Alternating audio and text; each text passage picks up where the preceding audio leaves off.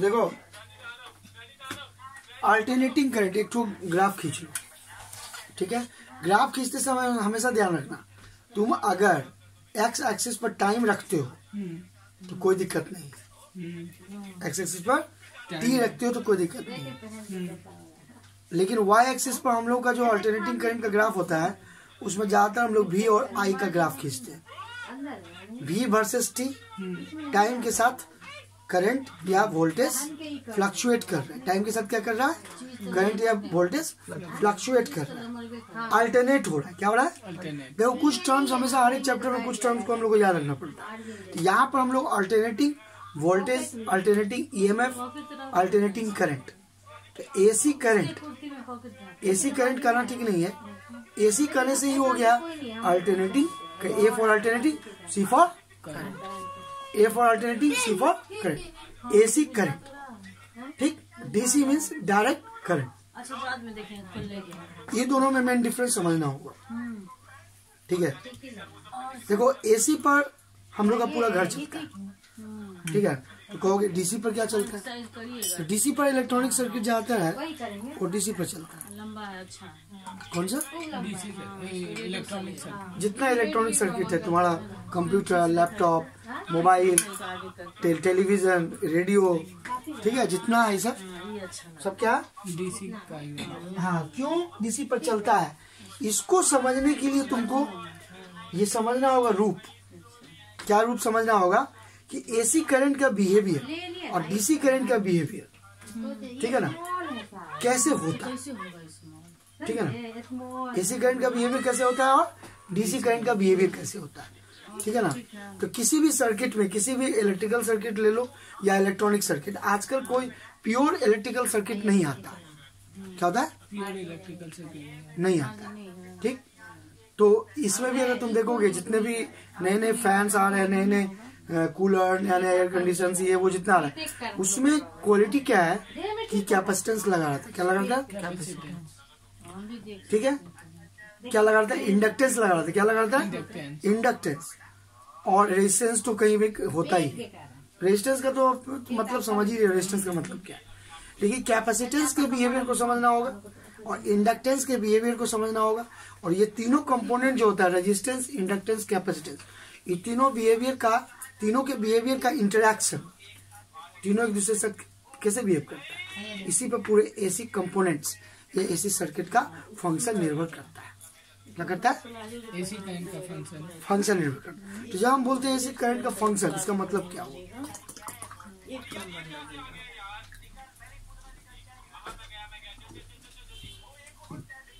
AC current का function, देखो AC current का फंक्शन मीन्स कि एनर्जी कैसे कंज्यूम होगा एसी सर्किट में। हम लोग आज जानते हैं कि एलईडी का बोलबाला है, ठीक है ना। तो एलईडी नो डाउट सेमीकंडक्टर के तौर पर काम करता है। क्या काम करता है? सेमीकंडक्टर। तो वहां भी इलेक्ट्रॉनिक्स आ गई। Semiconductor means electronics, semiconductor means electronics, diode, transistor, वो सब। लेकिन अगर हम लोग सिंपल एसी सर्किट का बात करते हैं, सिंपल एसी सर्किट, तो हम लोग का जो भी फर्स्ट बुक का 12 का सिलेबस है उसमें एसी करंट जो है इसमें इलेक्ट्रॉनिक्स का रोल नहीं आया है ना, क्योंकि इंडक्टेंस का खोज हुआ है इलेक्ट्रॉनिक्स के आने के पहले, ट्रांजिस्टर की खोज के पहले, डायोड की खोज के पहले, कैपेसिटेंस का जो खोज हुआ है ना, वो इसकी खोज के पहले हुआ, ठीक है ना। ठीक, क्योंकि इलेक्ट्रोस्टैट्स वगैरह जो आइडिया है, इलेक्ट्रोस्टैट्स का जितना भी आइडिया, कैपेसिटर्स वगैरह, ये सब 19th सेंचुरी का है। 19th सेंचुरी नहीं, 20th सेंचुरी का है, सॉरी 19th सेंचुरी, ठीक है ना। और 20th सेंचुरी में, 20th सेंचुरी में इलेक्ट्रॉनिक्स का आइडिया है। यानी पिछला तुम कह सकते हो 60-70 साल से ये इलेक्ट्रॉनिक्स का कितना, 60-70, इसको कहते हैं सेमी कंडक्टर्स। क्या कहते हैं? तो सेमी कंडक्टर में है ट्रांजिस्टर, डायोड, है ना, जो मोबाइल के सर्किट होता है। क्या होता है? मोबाइल का सर्किट। ठीक। लेकिन मोबाइल के सर्किट में डायोड और ट्रांजिस्टर के अलावा भी कंपोनेंट्स होते हैं, रजिस्टर होते हैं। क्या होते हैं? कंपोनेंट या रजिस्टर। कंपोनेंट्स, सर्किट का कंपोनेंट मीन्स होता है उसका अलग अलग पॉइंट, ठीक है ना। जैसे एक मोबाइल में कंपोनेंट्स नहीं हुआ, कैमरा अलग हो गया है, स्क्रीन अलग है, पार्ट उसका कीबोर्ड अलग है, ये सब हो गया ना। तो किसी भी सर्किट का ये पार्ट्स जो है, उसके पार्ट्स में कैपेसिटेंस होता है, इंडक्टेंस होता है, रेजिस्टेंस होता है। ये किसी भी सर्किट का कंपोनेंट होता है। तो बोलोगे रेजिस्टेंस तो समझ में आता है कि होता है ना, रेजिस्टेंस तो कहीं भी कंडक्टर होगा, रेजिस्टेंस होगा, लेकिन इंडक्टेंस समझ में नहीं आता है कि क्यों होता है। कैपेसिटेंस समझ में नहीं आता है कि क्यों होता है। तो आज हम लोग ये समझना चाहते हैं कि कैपेसिटेंस क्यों होता है, इसका क्या रोल है, क्या पावर कंजम्पशन में, क्या एनर्जी कंजम्पशन में कैपेसिटेंस रहने से कम होता है एनर्जी कंजम्पशन। क्या ये बात सही है? हाँ सही है। क्या इंडक्टेंस रहने से पावर कंजम्पशन कम होता है एनर्जी कंजम्पशन, ये क्या बात सही है? हाँ ये सही है। तो एसी सर्किट में अगर, ठीक है ना, इंडक्टेंस रहे, कैपेसिटेंस रहे रेजिस्टेंस के साथ, तो एनर्जी कम खाएगा, कम खाएगा। और कोई भी फंक्शन है, हम लोग जानते हैं फिजिक्स में कोई भी फंक्शन, फिजिक्स का कोई भी एप्लीकेशन, इंजीनियरिंग का कोई भी एप्लीकेशन, कोई भी मशीन बनाने वाला हमेशा चाहता क्या है? एनर्जी सेविंग, एनर्जी सेविंग नहीं है, ज्यादा है। सीधा बात है, आउटपुट ज्यादा हो। तुम बैटरी का देखते हो बैकअप, तो what is battery backup? Output कम से कम एनर्जी खा के ज्यादा से ज्यादा कम। कोई भी चाहता है कि हम ऐसा मजदूर रखें कि कम से कम खर्चा में ज्यादा से ज्यादा काम हो। ठीक, तो ये मेन प्रिंसिपल ऑफ मशीन है, मशीन का मेन प्रिंसिपल है। हम लोग नया लेटेस्ट बाइक क्यों यूज करते हैं कि भाई उसका फ्यूल कंजम्पशन कम है। फ्यूल कंजम्पशन मीन्स क्या हो गया? वही ना हो गया कि इनपुट जितना दे रहे हैं उस ना, आउटपुट जो हमेशा बढ़ते चले, क्या बढ़ते चले? आउटपुट। तो यही एसी सर्किट का मेन रोल है। और इस रोल में, है ना, रिकॉर्डिंग हो रहा है ना, इस रोल में कैसे इंडक्टेंस रोल प्ले करता है, कैसे कैपेसिटेंस रोल प्ले करता है, इसको हम बताएंगे। ठीक है, इसको कहते हैं AC circuit containing pure inductance. क्या कहते हैं? Pure inductance. AC circuit containing pure capacitance. क्या कहते हैं? Pure capacitance. और AC circuit containing pure resistance. तो ये सबसे सिंपल हुआ, AC circuit containing pure resistance, ये सबसे सिंपल हुआ। ठीक है ना, तीनों मिला देंगे तो एलसीआर। ठीक, इसमें से कोई दो मिलाएंगे, जैसे मान लो इंडक्टेंस मिला है, इंडक्टेंस का सिंबल एल से होता है। क्या से होता है? एल से। एल से। इंडक्टेंस का सिंबल एल से, कैपिटल एल से। और कैपेसिटेंस का सिंबल सी से, रेजिस्टेंस का सिंबल आर से। तो एल सी आर तीनों मिला रहा है किसी सर्किट में, तो एल सी आर सर्किट उसका रोल है। आज हम लोग ट्यूनिंग करते हैं, रेडियो ट्यूनर, वो क्या है? एलसीआर सर्किट है। उसमें इंडक्टेंस, कैपेसिटेंस, रेजिस्टेंस तीनों है। ठीक है, जितने भी रडार्स वगैरह काम करता है, रडार वगैरह सब एलसीआर सर्किट पे काम करते हैं। उसमें इंडक्टेंस भी होता है, कैपेसिटेंस भी होता है, रेजिस्टेंस भी होता है। कैसे रोल प्ले करता है एल, कैसे सी रोल प्ले करता है, कैसे आर रोल प्ले करता है। ठीक, तो रोल प्ले करने का मतलब एनर्जी के कंजम्पशन को, है ना, असर दिखाना, एनर्जी कंजम्पशन पर असर दिखाना। यानी एनर्जी के कंजम्पशन का मतलब कहते हैं तो पावर पर सेकेंड। एनर्जी कंजम्पशन पर second means power. Energy consumption पर सेकेंड मीन्स पावर। अब पावर का फॉर्मूला क्या होता है? V इंटू आई। तो V के ग्राफ को चेंज करना, I के ग्राफ को चेंज करना, या V के नेचर को चेंज करना, I के नेचर को चेंज करना, या V I के रिलेशन को चेंज करना। ठीक है, यही मेन पूरे एसी करंट का मेन रोल है। क्योंकि मुख्यतः हम लोग तो ये मानेंगे ना कि आउटपुट क्या मिला, पढ़ने से आउटपुट क्या मिला है? तो ऑटोमेटिक इंडक्शन एसी करंट से पढ़ने से ये आउटपुट मिला कि एसी जनरेटर बना, है ना, मोटर बना, एसी मोटर। तो मोटर क्या होता है? इलेक्ट्रिकल एनर्जी देते हैं तो मैकेनिकल एनर्जी मिलता है ना। और एसी जनरेटर में क्या होता है? इलेक्ट्रिकल एनर्जी देते हैं, मैकेनिकल एनर्जी देते हैं तो इलेक्ट्रिकल एनर्जी मिलता है। तो ये तो मेन फंक्शन हुआ, लेकिन उस फंक्शन में भी कैसे कंट्रोल होता है ये सब चीज, इसको समझना मेन है ना। काम करो सब, साउंड कम करो, दरवाजा बंद बोलो, दरवाजा बंद रहेगा, साउंड कम करो। ठीक है, तो अभी हम लोग वहां उस फॉर्मूला से शुरू करेंगे जो फॉर्मूला तुम लोग को बता दिया, V equal to V naught sine omega T. इसमें V नॉट क्या है हम लोग जानते हैं? Maximum voltage. क्या होता है? Maximum voltage. यही हुआ, ठीक। I equal to I naught sine omega T भी होगा। आई नॉट क्या हो जाएगा? Maximum current. तो क्या मैक्सिमम वोल्टेज होने से हमेशा मैक्सिमम करंट होगा? तुम क्या सोचते हो circuit? Maximum voltage maximum current, ये तो लगता है होना चाहिए। हाँ, क्योंकि ओम्स लॉ तो यही कहता है। हाँ। क्या आई प्रोपोर्शन वी। तो जैसे जैसे वोल्टेज बढ़ाएंगे वैसे वैसे करंट, ये तो होता है ज्यादातर, ऐसा लगता भी है। लेकिन ओम्स लॉ जहाँ पर सही है वहाँ केवल रेजिस्टेंस का चर्चा किए थे। किसका चर्चा किए थे? High resistance. लेकिन वहाँ पे इंडक्टेंस सर्किट का था नहीं, वहाँ इंडक्टेंस क्या और कैपेसिटेंस सर्किट का देना था? नहीं, दोनों नहीं था। वहाँ तो ये सब चीज का रोल नहीं था ना, नहीं ना था। तो आप तो कैपेसिटेंस का भी आ गया रोल और इंडक्टेंस का भी हो, तो उसका बिहेवियर थोड़ा सा अंतर होगा। क्या होगा? बिहेवियर में अंतर। हाँ, अंतर कैसे होगा? वोल्टेज मैक्सिमम होने से करंट मैक्सिमम हो, ये कोई जरूरी नहीं है इंडक्टेंस सर्किट का, कैपेसिटेंस।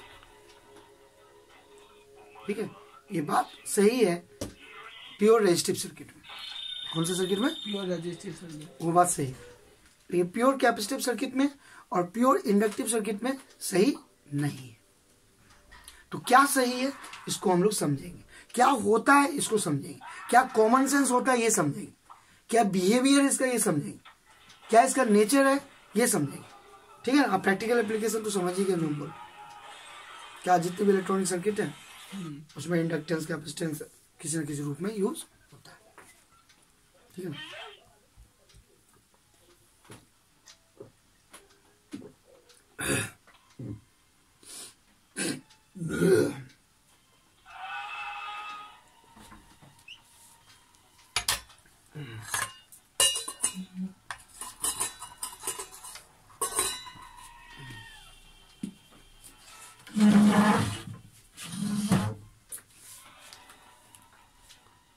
तो ये तो समझाने की जरूरत नहीं है कि फॉर्मूला कहाँ से है, v equal to V naught sine omega T, नहीं ना। नहीं। लेकिन एक चीज हम यहाँ बता देते हैं जो बहुत इंटरेस्टिंग, जो उस दिन में तुम लोग देखे थे। ग्राफ खींचते समय हमेशा ध्यान रखना, दो तरह का ग्राफ हम लोग खींचते हैं। ठीक है ना, एक्स एक्सिस पर टाइम रख सकते हैं, ठीक है, लेकिन वाई एक्सिस पर हम लोग को हमेशा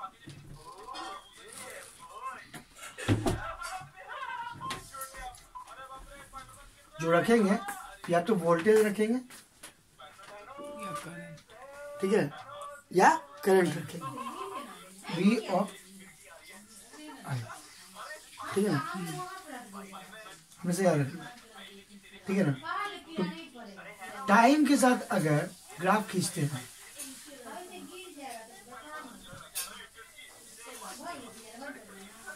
ठीक है ना, तो भी यही ग्राफ आएगा। ठीक है, और अगर एंगल के साथ ग्राफ खींचेंगे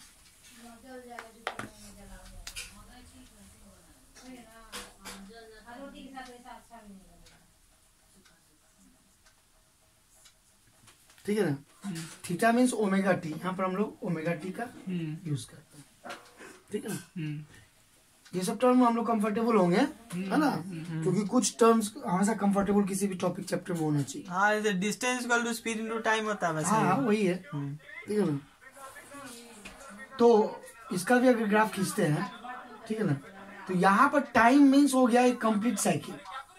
टाइम मीन्स एक कंप्लीट साइकिल, फुल साइकिल। उस दिन में हम लोग बात करते हैं full cycle, one time period इसको टी कहते हैं। टाइम को जो हम लोग बांटते हैं इस रूप में बांटते हैं। हम लोग टाइम का ये रूप है।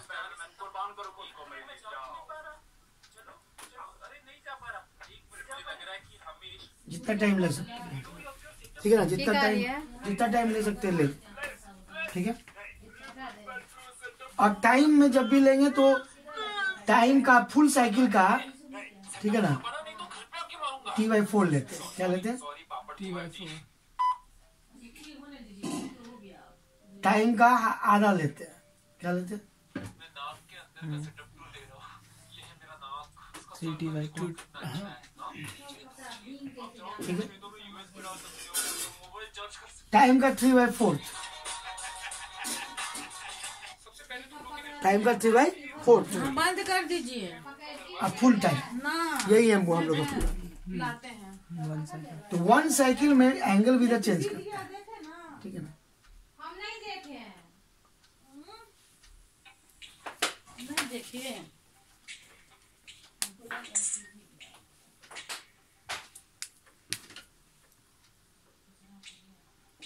तो पूरा एंगल क्या हो गया अगर हम बात करते हैं 2 पाई, पूरा एंगल क्या हो गया 2 पाई। फुल साइकिल में कितना एंगल बनाएगा 2 पाई, तो आधा क्या हो जाएगा पाई, और उसका आधा क्या हो जाएगा π/2 3π/2। हमने यहाँ दिया देखे जे ले जा जे तो सारे का कहीं दे। यही बात हाँ ठीक। चीनी कितना देगा सोना? है। चीनी यही रखते हैं इस ग्राफ में। हाँ है? इस ग्राफ को तुम लोग ड्रॉ करो, ठीक है। रिकॉर्डिंग बंद कर दो फिर शुरू हो जाएगा। एक दो चीज और हम लोग बाद में पढ़ेंगे कि करंट का वैल्यू भी चेंज होगा, है ना, वोल्टेज का वैल्यू भी टाइम के साथ चेंज होगा। तो टाइम के साथ चेंज होगा ना, तो इसमें कभी मैक्सिमम वोल्टेज भी होगा, इसको कहते हैं V0। तो V0 अगर प्लस ऊपर ले रहे हैं क्योंकि पॉजिटिव वाई एक्सिस है, तो नेगेटिव वाई एक्सिस होगा तो नेगेटिव वोल्टेज यहाँ पर,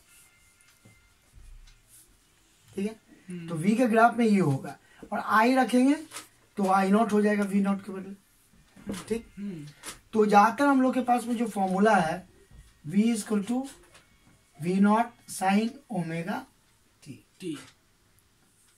और याद होगा सिंपल हार्मोनिक मोशन में इस ओमेगा टी को हम लोग फेज कहते हैं। हाँ, क्या कहते हैं? फेज। फेज एंगल और फेज, शुरू हो गया ना, शुरू का। फेज एंगल और फेज, ठीक है ना। तो वोल्टेज जो जैसे फ्लक्चुएट कर रहा है, करंट भी अगर उसी हिसाब से फंक्शन रहे साइन का, साइन ओमेगा टी का, तो कहेंगे दोनों एक ही फेज में। जैसे दो पेंडुलम एक साथ एक्सट्रीम पोजीशन पे जाए और एक साथ मीन पोजीशन पे आए, चलते रहे। लेकिन अगर दो पेंडुलम, दो विद्यार्थी एक्सपेरिमेंट कर रहा है और एक पेंडुलम एक्सट्रीम पोजीशन पर है, दूसरा अगर मीन पोजीशन पर है, तो दोनों के फेज में कुछ डिफरेंस है ना। यानी दोनों के सिंपल हार्मोनिक मोशन के टाइप में डिफरेंस है। यानी एक का पार्टिकल जब एक्सट्रीम पोजीशन पर था, दूसरा का मीन पोजीशन, तो π/2 का तो डिफरेंस है। एक एक्सट्रीम पोजीशन पर, दूसरा एक्सट्रीम पोजीशन पर, तो पाई का डिफरेंस है, ठीक। और अगर फिर से वापस लौट रहा है और ये जा रहा है मीन पोजीशन, तो 3π/2 का डिफरेंस। लेकिन दोनों एक जब कंप्लीट कर लिया एक रोटेशन और तब दूसरा शुरू कर रहा है, तो कहेंगे 2π का डिफरेंस। क्या 2π का नहीं, वो 2π एंगल बना लिया, एक रोटेशन पूरा कर लिया। एक रोटेशन कंप्लीट करने में कितना एंगल बनाता है? 2π। तो जब एक कंप्लीट रिवॉल्यूशन कर लिया है तो वो दूसरा शुरू कर रहा है, तो 2π फेज डिफरेंस हो गया। तो 2π फेज डिफरेंस मतलब सेम फेज। क्या कहते हैं? सेम। याद रखो, याद रखो सिंपल हार्मोनिक मोशन का। हाँ 2π phase difference means same same phase, ठीक है। और pi phase difference means opposite phase. Pi phase difference means opposite phase. ये मतलब होता है। और जो इसके बीच का कोई भी फेज डिफरेंस हो सकता है, π/2, π/4, π/6, कुछ भी हो सकता है, ठीक है। तो फेज डिफरेंस मीन्स दोनों के बिहेवियर में अंतर, दोनों के बिहेवियर में, दोनों के फ्लक्चुएशन में अंतर। यानी एक का मैक्सिमम है तो दूसरा कोई जरूरी नहीं कि उसी समय मैक्सिमम हो, उसी तरह थोड़ा पीछे हो। एक हो सकता है कि नेगेटिव मैक्सिमम, तो कोई जरूरी नहीं उस समय दूसरा भी नेगेटिव मैक्सिमम। क्या ये ना,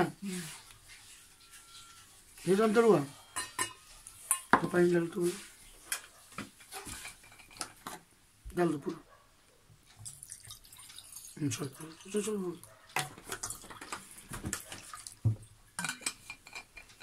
मेरे खाली पानी पानी आपका बच जाएगा।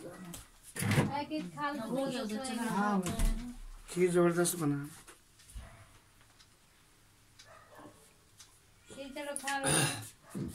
तो इसको जो हम लोग फेज जो जानते हैं उसी फेज का यूज करते हैं इसी सर्किट में, और उसको स्टडी करते हैं वोल्टेज और करंट का रिलेशनशिप ग्राफ के रूप में, ठीक है।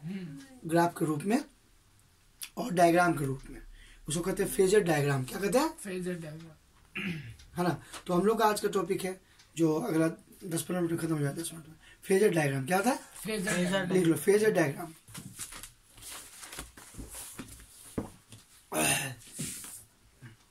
ये सिंपल हार्मोनिक मोशन का एप्लीकेशन हो गया क्या? हाँ कर सकते हो। हमको 2 बिस्कुट चाहिए। कुछ कौन दो बिस्कुट दे कुछ जैसे सिंपल हार्मोनिक मोशन का एप्लीकेशन कह लो, है ना, या कह लो ना कि नेचर में सिंपल हार्मोनिक मोशन ऑसिलेशन होता ही हो। बहुत टाइम हो गया, खाना खा लिया। ठीक है, जुड़ा हुआ रिलेटेड है। लिया तुम उससे बच नहीं लीजिए ना, सकते, ठीक है ना। बहुत टाइम और ये बात ये या तो खाई छी खाना तो सब कखन खेबी रे, हम सुतै छी। बात समझ गया ना।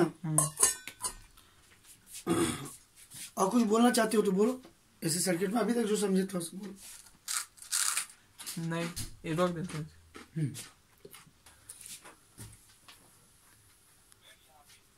गरम भुजिया अच्छा ना लगेगा।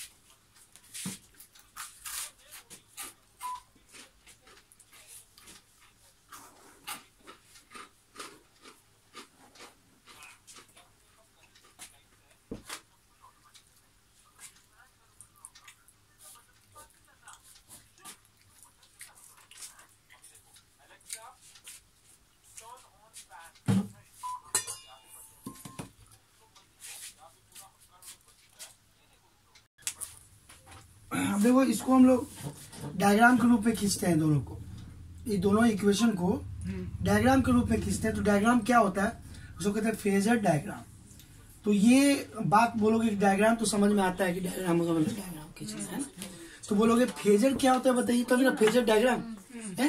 व्हाट इज फेजर, फेजर का मतलब क्या होता है। तो फेजर एक्चुअली यहाँ पर फेजर का मतलब है rotating. Phasor means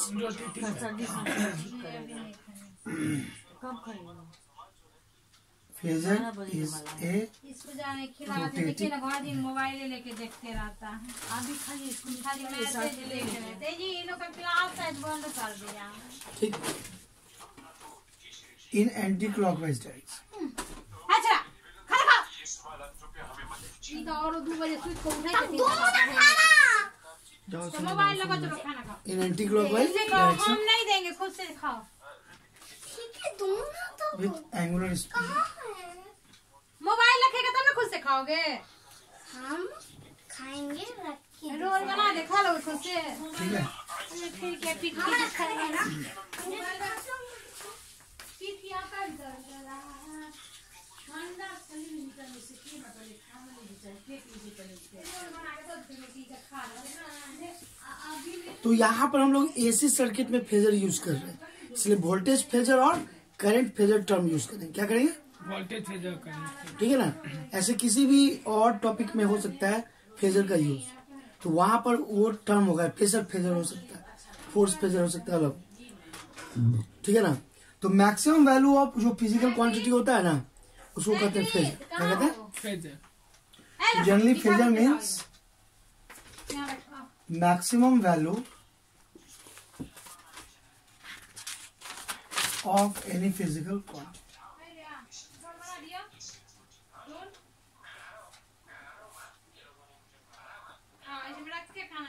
which is changing. गिरेगा रे भुजिया आओ खाओ खाओ काट के करिया कर सीधा रख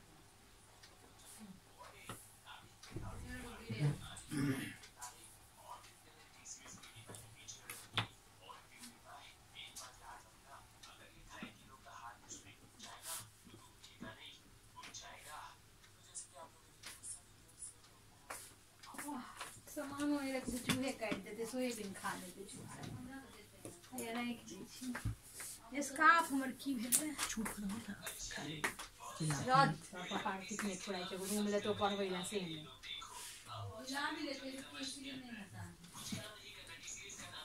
अब देखो आटा है ना जी हाँ आटा तो आ गया ओ आ गया वो खुला हुआ है इसका कीड़ा चल जाएगा यहाँ भी उजलवा लेते हैं देखियो केहन की स्थिति सब रंग कर रखा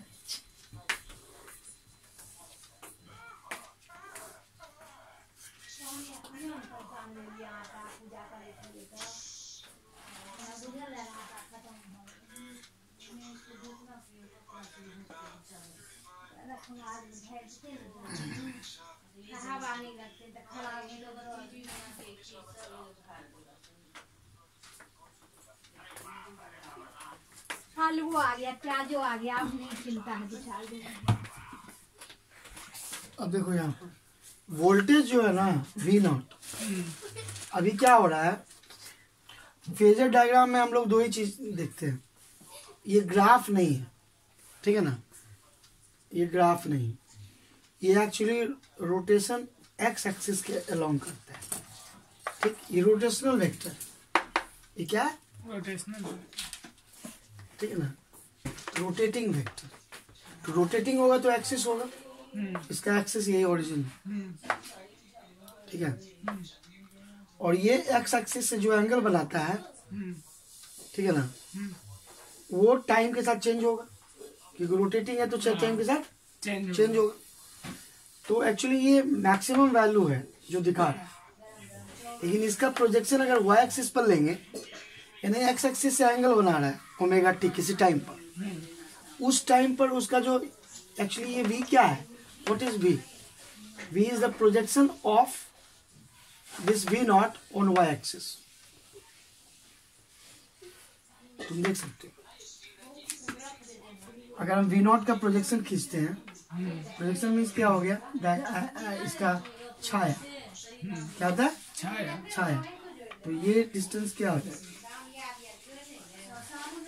हाँ V0 sin ये क्या हो जाएगा V0 sin परपेंडिकुलर होगा ना हाँ कोसाइन थीटा ये ओमेगा टी है ये ओमेगा टी हो जाएगा ना हाँ? अगर तुम उल्टा लेके चलो तो परपेंडिकुलर बाई हाइपोटेनियस ये V0 है तो ये क्या हो जाएगा V0 sin omega T perpendicular तो ये perpendicular what is this perpendicular actually perpendicular हो गया कहते हैं इसको y एक्सिस पर y एक्सिस पर इस फेजर का projection V0 sin omega T क्या V0 sin omega projection of V0 on y axis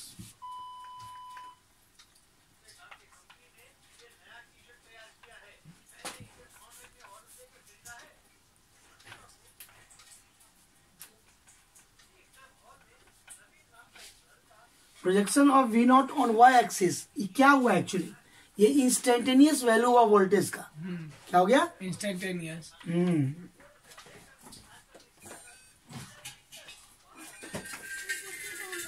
instantaneous value instantaneous value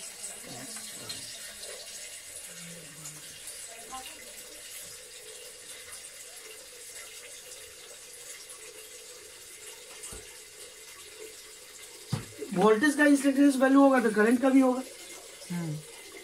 ठीक है ना करंट का भी होगा तो एक्चुअली ग्राफ में हम लोग ये जान रहे हैं कि सिंपल वोल्टेज जो होता है टाइम का फंक्शन होता है तो किसी खास टाइम पर खास वोल्टेज तो होगा अगर वो मैक्सिमम हो है ना मान लो कि वोल्टेज मैक्सिमम हो कब जब ओमेगा टी मान लो पाई/2 खास टाइम पर तो क्या उस समय करंट की क्या स्थिति होगी, सेम ही फेज है ना। तो वोल्टेज मैक्सिमम अगर वी नॉट तो करंट भी आई नॉट, यानी वी नॉट जिधर दिखाया गया है उस समय में आई नॉट भी उतना ही एंगल बनाएगा एक्स एक्सिस, क्योंकि सेम फेज में होगा, इसको कहते हैं सेम फेज। तो ओम्स लॉ कहता भी है ना, यहाँ तो ओम्स ही लॉ लगाएंगे ना। तो ओम्स लॉ में सीधा है कि मैक्सिमम वोल्टेज तो मैक्सिमम करंट। तो एक्स एक्सिस से अगर वोल्टेज एंगल बना रहा है ओमेगा टी, तो करंट कितना एंगल बनाएगा, वो भी उतना ही एंगल बनाएगा ना।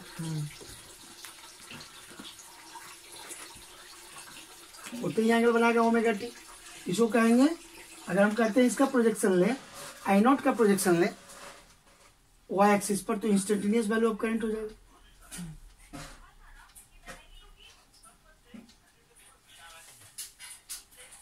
ठीक है, इंस्टेंटेनियस वैल्यू ऑफ करंट। तो प्रोजेक्शन ऑफ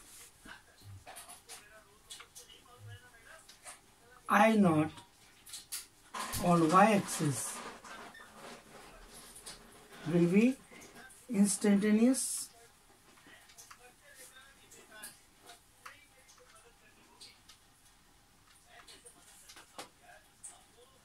current। ठीक है, अब देखो ये बहुत इंपॉर्टेंट है कि मैक्सिमम वोल्टेज का प्रोजेक्शन जो है ना किसी टाइम पर, तो वही ना इंस्टेंटेनियस। एक्चुअली इसका मतलब है, ये इस फॉर्मूला का मतलब ही होता है ना, कि वी नॉट का प्रोजेक्शन वाई एक्सिस पर एक्चुअली कब, जब हम लोग फेजर डायग्राम से दिखाते हैं तब। ठीक, तो फेजर डायग्राम से दिखाते समय इस पूरे अंडरस्टैंडिंग को ये पता चलता है कि वोल्टेज का इंस्टेंटेनियस वैल्यू और करंट का इंस्टेंटेनियस वैल्यू कैसे रिलेटेड है पहला। ठीक, दूसरा ये भी बात है कि उस टाइम पर वोल्टेज का इंस्टेंटेनियस वैल्यू मैक्सिमम से कितना कम है या ज्यादा, तो मैक्सिमम से कम ही होगा हमेशा, है ना, मैक्सिमम से कम ही होगा, ये पता चलता है। और दूसरा ये भी पता चलता है फेजर डायग्राम से कि वोल्टेज और करंट सेम फेज में है या अलग अलग फेज में है। अब फेज का तो सेंस तुम लोग को पता है कि फेज का मतलब हम क्या कहना चाहते हैं। कहीं ऐसा तो नहीं है कि वोल्टेज मैक्सिमम हो और करंट मिनिमम हो, तो कहोगे कि तो वोल्टेज ज्यादा हो गया और करंट कम है, क्या ऐसा बिहेवियर होता है कोई सर्किट का? तो उस पर हम लोग अभी आने वाले हैं, है ना। ऐसे सर्किट के बिहेवियर पर भी आने वाले हैं। ऐसा सर्किट का बिहेवियर कहाँ होता है? क्या प्योर इंडक्टिव सर्किट में होता है, प्योर कैपेसिटिव सर्किट में होता है? और होता है तो क्यों होता है, और उसको कैसे रिप्रेजेंट करेंगे? ठीक है ना, दोनों के बीच में कितना एंगल होगा? तुम सोचो, अगर ये अगर ओमेगा टी पाई बाई 2 ले ले तब ना मैक्सिमम होगा वी नॉट। ठीक, और करंट उस समय 0 है तो उस समय कितना होना चाहिए? पाई होना चाहिए, तब ना साइन पाई 0 हो जाएगा। साइन पाई 0 यानी करंट वोल्टेज से कितना हो जाएगा? पाई बाई 2 आगे। इसका मतलब तो ये हुआ कि एक का पेंडुलम का बॉब एक्सट्रीम पोजीशन पे है मैक्सिमम डिस्प्लेसमेंट पर, और एक का उस समय में मीन। ये जो रिलेशनशिप है, ये जो वेरिएशंस है, इसको हम लोग फेजर डायग्राम से समझते हैं। एगो नियम क्या है, एगो तरीका ग्राफ भी है। एगो तरीका और क्या है? ग्राफ। इसी का ग्राफ अगर खींचते हैं, ठीक है ना, इसी फेजर डायग्राम को ग्राफ के रूप में दिखाते हैं, ठीक है ना, तो देखते हैं कैसे ग्राफ आता है। अभी ले जाएंगे तो सुलाने 5 और कुर्सी लगा लो, समझ गया? 5 और कुर्सी लगा लो।